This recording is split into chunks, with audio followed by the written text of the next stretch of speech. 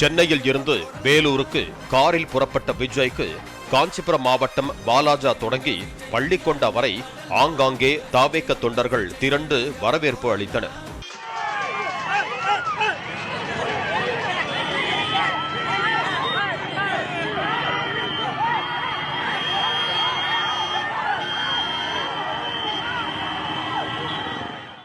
ஒரு கட்டத்தில் தனது காரின் பின்புறம் இருந்த விஜய் தொண்டர்களை சந்திக்க வசதியாக முன்புறம் மாறி அமர்ந்து கொண்டார். பிறகு தனது காரில் இருந்து பிரச்சார வாகனத்திற்கும் விஜய் மாறினார். ஆனால் ஜன்னல் அருகே அமர்ந்திருந்த விஜயை தொண்டர்கள் நெருங்கி சேட்டைகள் செய்ததால் அங்கிருந்து எழுந்து டிரைவருக்கு அருகில் நின்றபடி வேலூர் நோக்கி சென்றார் விஜய்.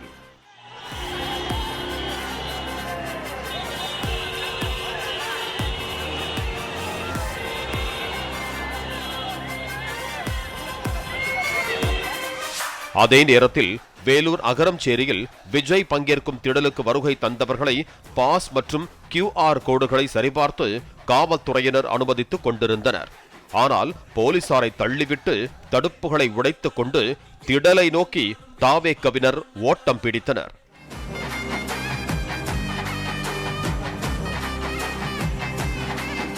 சுமார் 4 மணி நேரம் பயணித்து வேலூரை வந்தடைந்த விஜய் முதலில் எங்கள் ஓட்டு எங்கள் உரிமை என கூறி தொண்டர்களை உறுதிமொழி எடுக்க வைத்தார். எங்க ஓட்டு எங்க உரிமை,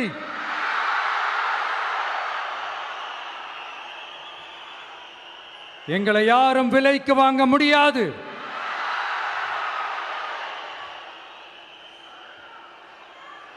எங்க ஓட்டு விசில் சின்னத்துக்கு தான்,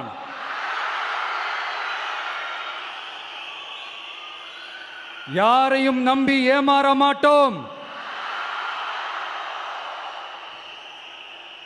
எங்க வார்த்தையிலிருந்து மாற மாட்டோம்,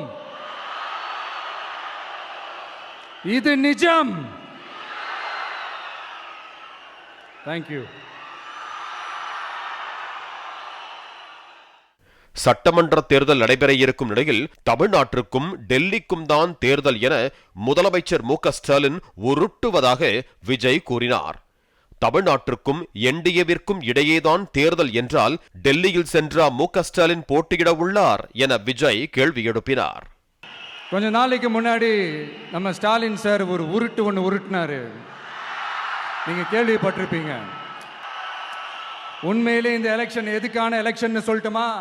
தமிழ்நாட்டு மக்களுக்கும் ஊழலுக்கும் நடக்கிற போர், தமிழ்நாட்டு மக்களுக்கும் லஞ்சத்துக்கும் நடக்கிற போர், தமிழ்நாட்டு மக்களுக்கும் இந்த நிர்வாகத்தை சரியா செய்யாத இந்த திமுக அரசுக்கும் நடக்கிற போர், அதாவது தமிழ்நாட்டு மக்களுக்கும் உங்க ஆட்சிக்கும் நடக்கிற போர், தமிழ்நாட்டு மக்களுக்கும் ஸ்டாலின் சாருக்கும் நடக்கிற போர்.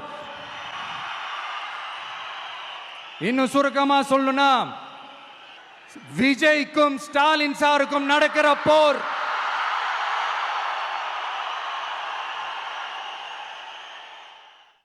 தமிழ்நாடு தேர்தல் தாவேகவிற்கும் திமுகவிற்கும் தான் எனும் போது வாண்டடாக வந்து வண்டியில் ஏறும் சிலர் காமெடி செய்வதாக அதிமுக மற்றும் பாஜகவை கிண்டல் செய்தார் விஜய். மக்களை நேசிக்கிற விஜய் வேணுமா, மக்கள் விரோத ஆட்சி நடத்துற ஸ்டாலின் சார் வேணுமா? இந்த விஜய் நம்புறீங்களா, ஸ்டாலின் சார் நம்புறீங்களா?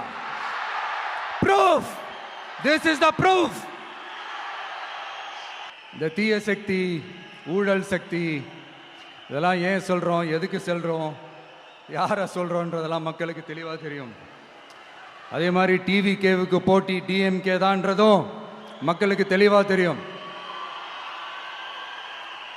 அப்படி இருக்கும்போது நாம் ஏதாவது பேசினா வாண்டடா சில பேர் வந்து வண்டியில் ஏறி உட்காந்துக்கிறாங்க. சீரியஸாக ஒரு போட்டி நடந்துகிட்டு இருக்கும் போது இங்க காமெடிக்கெல்லாம் இடம் இல்லை பாஸ். இதெல்லாம் மக்களுக்கு தெளிவாக தெரியும்.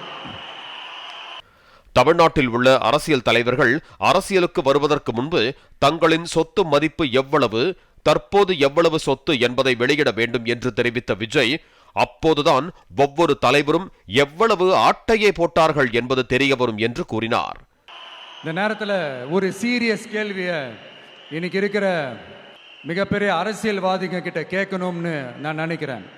நீங்க அரசியலுக்கு வர்றதுக்கு முன்னாடி உங்ககிட்ட இருந்த சொத்து எவ்வளோ?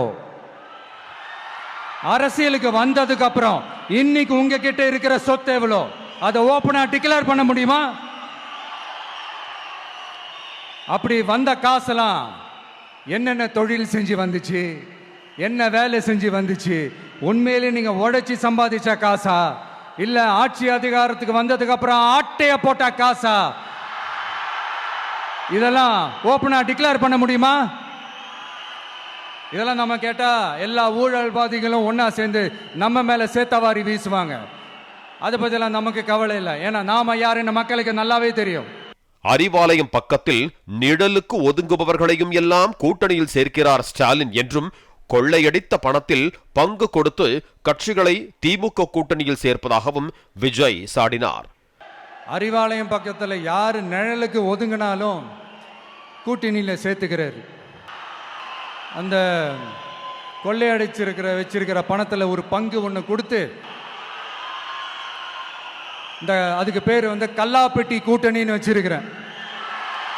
இந்த அறத பழைய கூட்டணி கணக்குகளோ இந்த கொள்ளையடிச்ச பணத்தையே வச்சு எங்க மக்களை ஏமாத்தி எல்லாம் ஜெயிக்க முடியாது. ஏன்னா இது மாபெரும் மக்கள் சக்தியான வித்தியாசமான விசில் புரட்சி எலெக்ஷன்.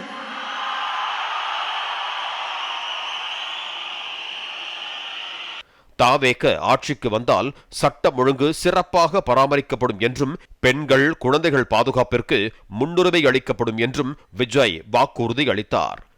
கல்வி நிலையங்களில் மாணவ மாணவிகளுக்கு கதவுகள் பொருத்தப்பட்ட தரமான கழிவறைகள் அமைக்கப்படும் என்றும் விஜய் உறுதியளித்தார்.